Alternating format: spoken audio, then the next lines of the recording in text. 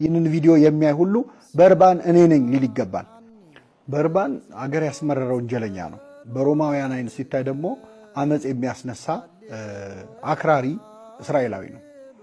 ይህ በርባን የተባለው ወንበዴ ይፈታልን ብለው አይሁድ በዕለተ ዓርብ ጮኸው ነበረ።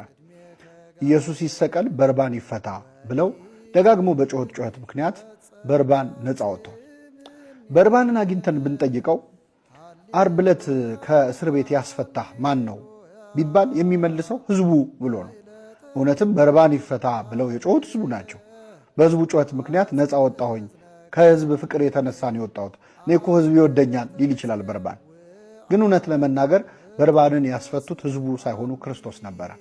ምክንያቱም በርባን ይፈታ ብለው የጮሁት ሰዎች ለበርባን ባላቸው ፍቅር አይደለም፣ ለክርስቶስ ባላቸው ጥላቻ ነው። ክርስቶስ እንዲሰቀል ያላቸው ፍላጎት በርባን ካልተፈታልን እንዲሉ አደረጋቸው። ስለዚህ በርባንን ያስፈታው የዓርብ ዕለቱ መከረኛ ክርስቶስ ነበረ። ለክርስቶስ ያላቸው ጥላቻ በርባንን ነፃ አወጣው። ክርስቶስ በዚያ ቀን የወረደበት መከራ ለበርባን ነፃነቱ ነው። ስለ በርባን እያወራሁ አይደለም።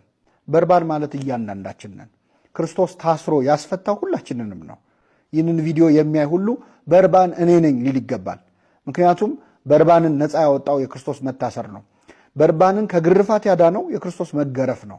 ስለኛ መዳን መከራን የተቀበለ፣ ስለኛ ሕይወት ሞትን የተሸከመ፣ በእውነት ሕማማችንን ተሸክሟል፣ ደዌያችንን ተቀብሏል የተባለለት መድኃኒታችን ኢየሱስ ክርስቶስ ሲሆን በክርስቶስ መከራ ነፃ የወጣ ነው። በርባኖች ደግሞ ሁላችንም ነን።